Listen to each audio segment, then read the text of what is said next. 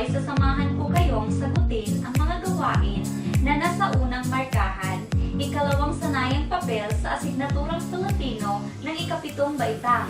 Handa na ba ang inyong sanayang papel, ballpen at sagutang papel? Halina't samahan ninyo ako sa pagtuklas ng bagong kaalaman. Tara, magsimula na tayo! Ang leksyon na ating aaralin ngayon ay pinamagatang paggamit ng wasto ng mga pahayag sa pagbibigay ng mga patunay.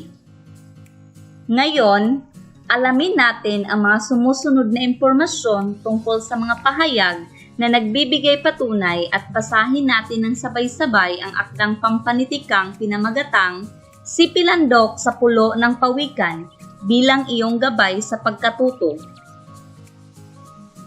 Ang unang tatalakayin natin ay tungkol sa mga pahayag sa pagbibigay ng mga patunay. Ang talagang, sadyang, totoong, tunay nga at iba pang kauri nito ay mga pahayag o salitang nagbibigay ng patunay. Karaniwang, ang mga ito ay sinasamahan ng ebidensya o batayan. Maaaring gamitin ang mga katagang gaya, kahit pa, sapagkat, kasi, dahil at iba pa.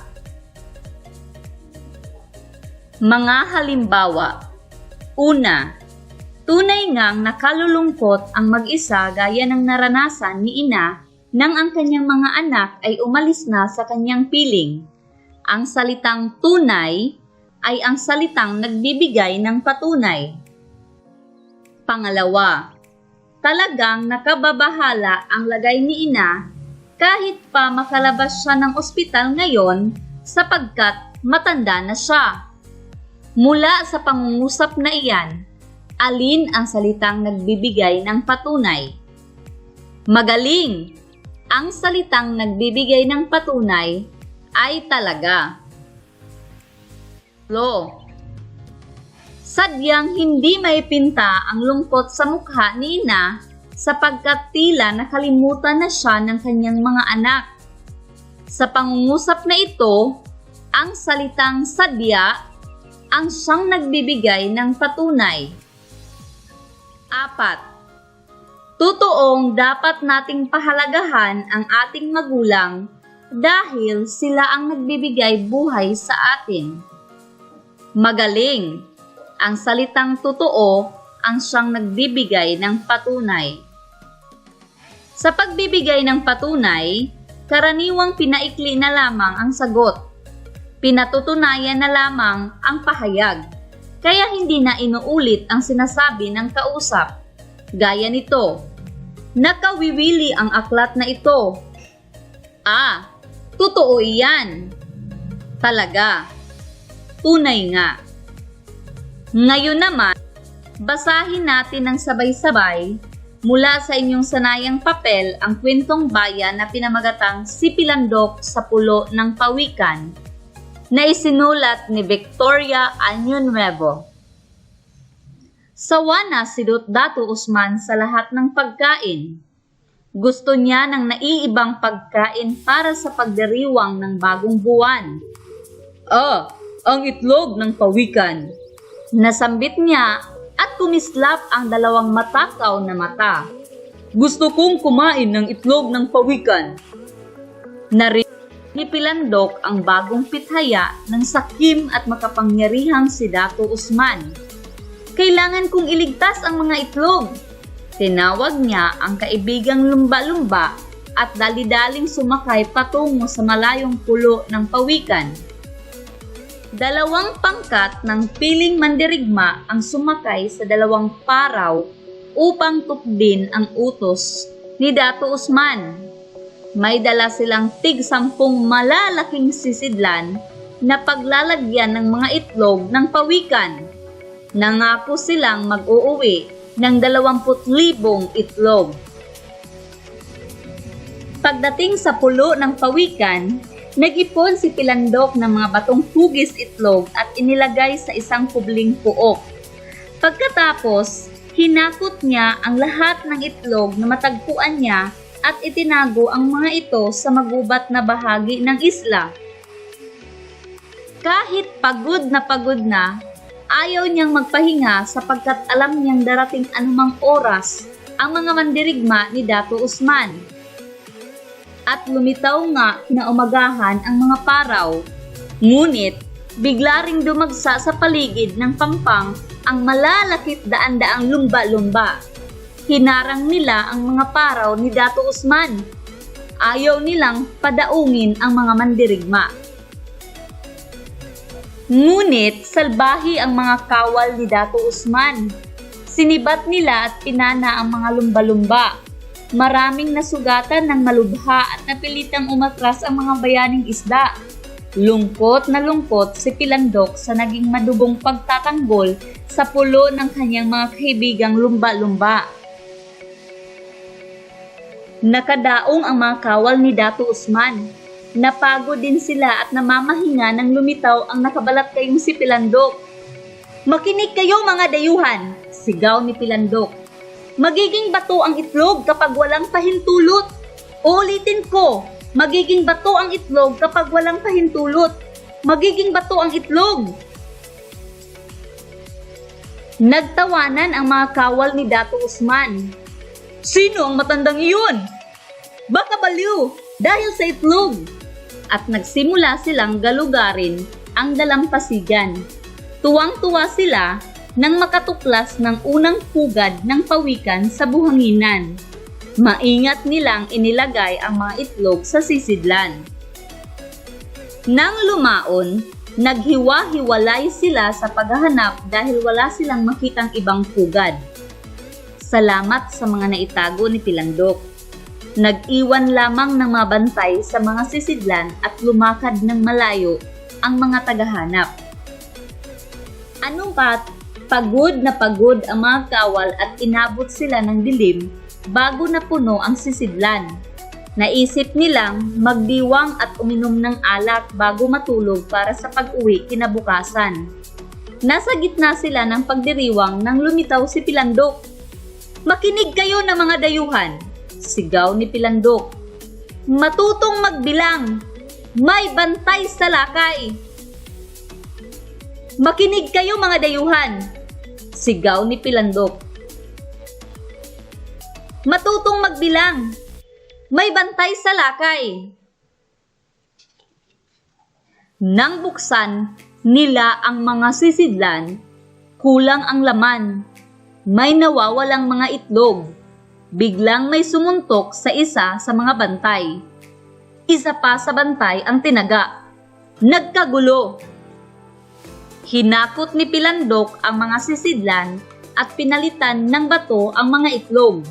Matagal ang bakbakan at nahinto lamang ng marami na sa kawal ang nasugatan. Kinaumagahan, matamlay na ikinarga ng mga kawal ang mga sisidlan sa kanilang paraw. Ni hindi nila napansin ang pagbigat ng sisidlan. Inakala nilang nanghina lamang sila dahil sa pagod sa naganap na paglalabanan. Sa harap ni Dato Usman, buong dangal na iniharap ang mga sisidlan. Ngunit, tulad ng dapat asahan, puro bato ang nalantad na laman nito. Bakit naging bato ang mga itlog ng pawikan? Kahit bantaan ng kamatayan, ayaw nang bumalik sa pulo ang mga mandirigma. Walang maihahandang itlog ng pawikan si Dato Usman, kahit sa iba pang bagong buwan. Samantala, ibinalik ni Pilandok ang mga itlog sa mga pugad sa buhanginan. Binantayan niya ang pulo ng pawikan. Baka bumalik, nasa isip niya. Ang mga kawal, kailangang bantayan niya hanggang mapisa ang mga itlog at iligtas na gumapang ang mga munting pawikan. Daan-daan mula sa bawat pugad at tila tinatawag ng kanilang ina patungo sa dagat. Makinig kayo ng mabuti mga mag-aaral, sapagkat pagkatapos ng gawaing ito, inaasahan na matatamo ninyo ang mga sumusunod na kasanayan. Nagagamit ng wasto ang mga pahayag sa pagbibigay ng mga patunay. Tandaan ninyo mga mag-aaral, ang mga mahahalagang paalala. Gamitin ang sanayang papel ng may pag-iingat. Huwag sulatan ng kahit anong marka ang bawat bahagi nito. Gumamit ng sariling sagutang papel sa pagsagot sa mga pagsasanay. Basahing mabuti ang mga panuto bago gawin ang bawat pagsasanay.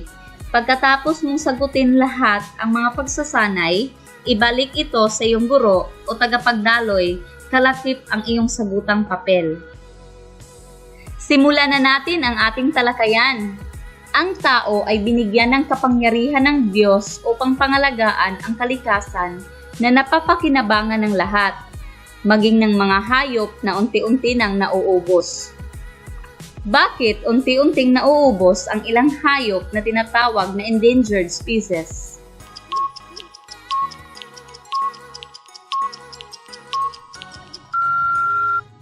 Ang inyong mga sagot ay tama, mga mag-aaral. May maraming mga tao na ngayon na gumagamit ng dinamita upang makakuha ng isda sa dagat. Paano kaya natin mapangalagaan at mapag-iingatan ang kalikasan? Pinakikinabangan ng lahat.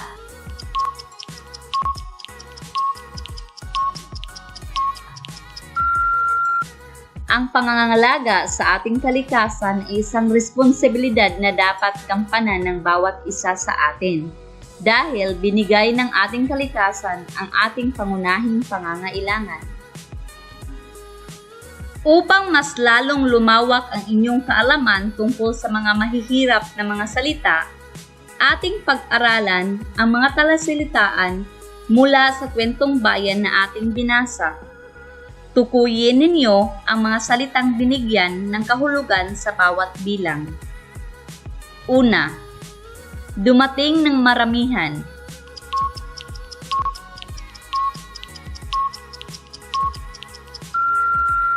Ang tamang sagot ay dumagsa. Pangalawa, ibig mata mo o makuha.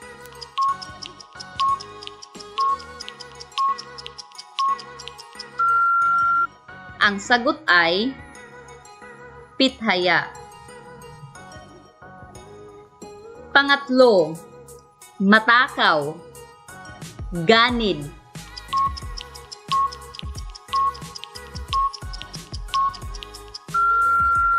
Sakim ang tamang sagot. Magaling. Apat, isang malaking bangkang ginagamitan ng layag at dalawang katig.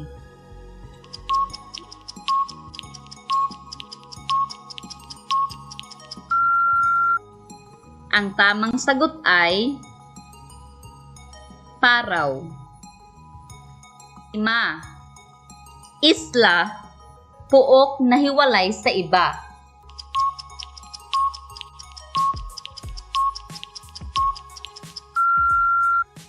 Wasto ang inyong sagot. Pulo. Sadyang napakagaling ninyo. Sagutin ninyo ang sumusunod na pamprosesong tanong.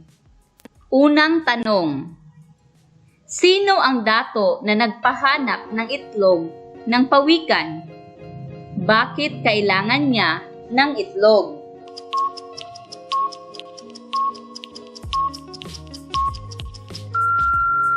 Ang dato na nagpahanap ng itlog ng pawikan ay si Dato Usman. Kailangan niya ng itlog dahil nagsawa na siya sa lahat ng pagkain. Pangalawang tanong. Ano ang naging reaksyon ni Pilandok nang marinig niya ang utos ng dato?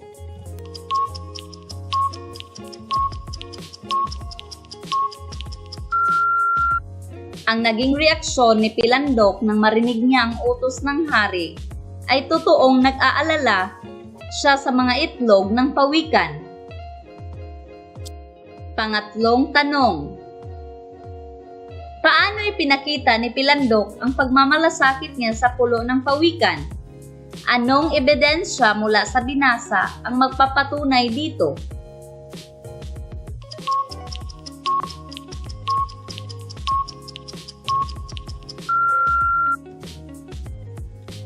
Ipinakita ni Pilandok ang pagmamalasakit niya sa pulo ng pawikan sa pamamagitan ng pagtago ng mga itlog ng pawikan sa isang ligtas na lugar.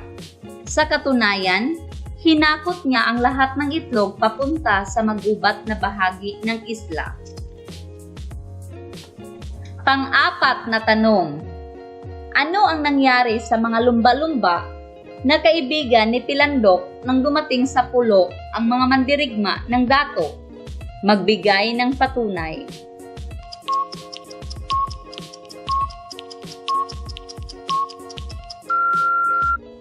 Napakagaling.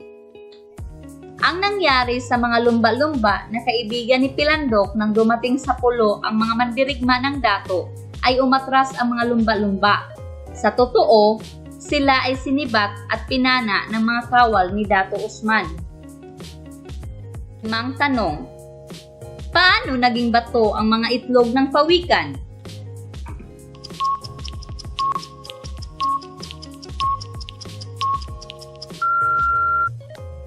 Ang inyong sagot, naging bato ang mga itlog ng pawikan dahil hinakot ni Pilandok ang mga sisidlan at pinalitan ng mga bato ang mga itlog ng pawikan. Pang-anim na tanong, maituturing mo bang isang kabayanihan ang ginawa ni Pilandok? Pangatwiranan ang inyong sagot.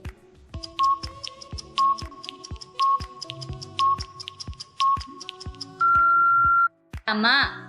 Maituturing na isang kabayanihan ang ginawa ni Pilandok dahil siya ay naging tagapagligtas ng pulo ng pawikan. Maaari ding magkaiba ang inyong mga sagot. Sagutan naman ninyo ngayon ang gawain 4. Sabay-sabay nating basahin ang panuto. Bilugan ang ginamit na pahayag o salita na nagbibigay ng patunay sa pangungusap. Isulat sa sagutang papel. Halimbawa, sadyang kahanga-hanga ang mga taong tumutulong upang mapangalagaan ang ating kalikasan. Anong salita mula sa pangungusap na iyan ang ginagamitan ng pahayag o salita na nagbibigay ng patunay? Tama. Ang salitang sadyang. Unang tanong. Tunay na nakababahala ang unti-unting pagkaubos ng ilang hayop na tinatawag na endangered species. Anong salita mula sa pangungusap na iyan ang ginagamitan ng pahayag o salita na nagbibigay ng patunay?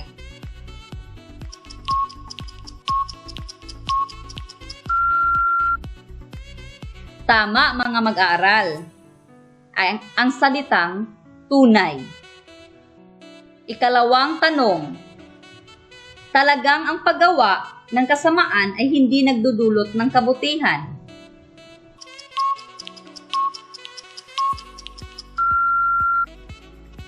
Tama ang inyong sagot mga mag-aaral. Talagang.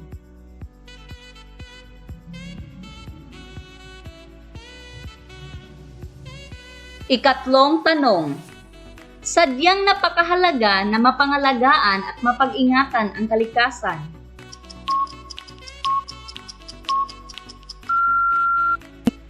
Magaling! Ang salita ay sadya. Ika-4 na tanong, totoong dapat na may pagmalaki ang mga taong nagbibigay proteksyon sa ating kalikasan.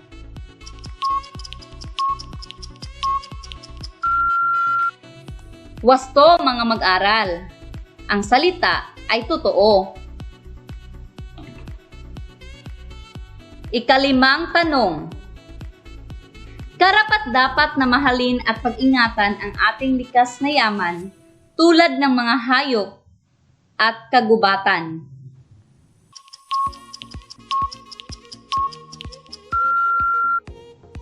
Magaling! Tama! Ang sagot ay karapat-dapat. Sagutin naman ninyo ngayon ang gawain 5. Basahin ng sabay-sabay ang panuto. Sa pamamagitan ng isang pangungusap, isulat kung anong pagkatao o karakter na nakapaloob sa sumusunod na gawi o kaugalian.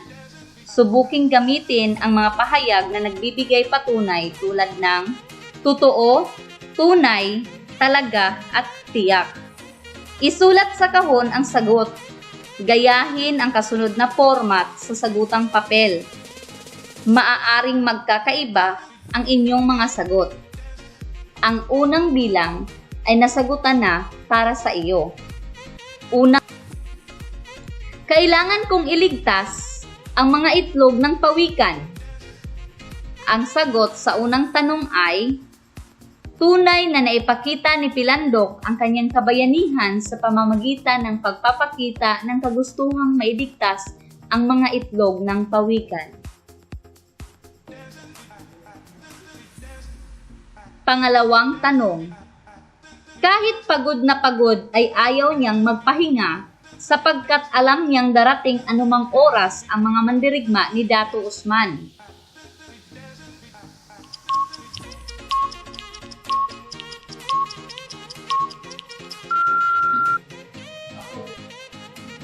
Pangatlong tanong, lungkot na lungkot si Pilandok sa naging madugong pagtatanggol sa pulo.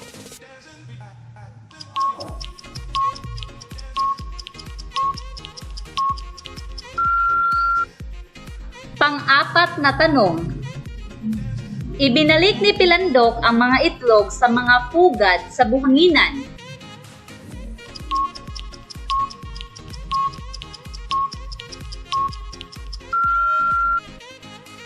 Panlimang tanong, binantayan ni Pilandok ang pulo ng pawikan.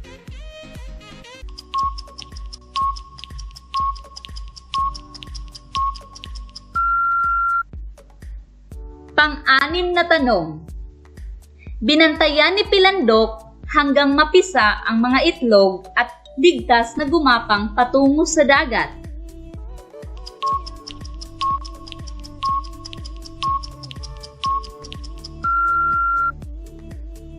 Napakagaling ninyo mga mag-aaral. Sadyang kayo ay nakinig sa ating talakayan. Ngayon naman, punan ninyo ang patlang upang makabuo ng isang kaisipan. Maaaring magkakaiba ang inyong mga sagot. Una, maituturing ko na isang kabayanihan ang pagtatanggol sa kalikasan dahil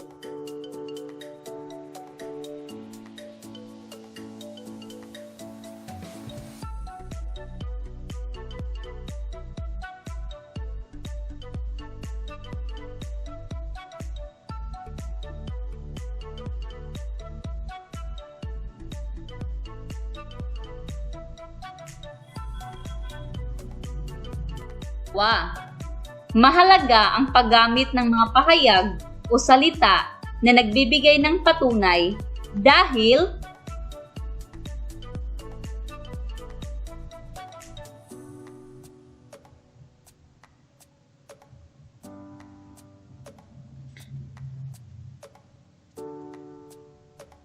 magaling mga mag-aaral. Ang susunod na inyong gagawin ay kapanayamin ninyo ang ilang matatanda sa inyong komunidad kung ano ang kanilang naging kontribusyon na mapangalagaan ang kalikasan. Pagkatapos ay sumulat ng isang talatang nagsasalaysay tungkol dito. Gumamit ng mga pahayag o salita na nagbibigay ng patunay. Isulat ito sa iyong sagutang papel.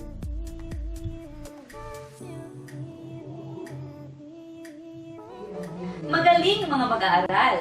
Tunay nga naiintindihan ninyo ang ating talakayan sa araw na ito. Sana ay marami kayong natutunan. Aasahan ko na sasagutan ninyo ang mga natitirang mga gawain sa inyong sanayang papel. At dito, nagtatapos ang ating talakayan tungkol sa paggamit ng wasto ng mga pahayag sa pagbibigay ng mga patunay. Mag-ingat tayong lahat. Paalam!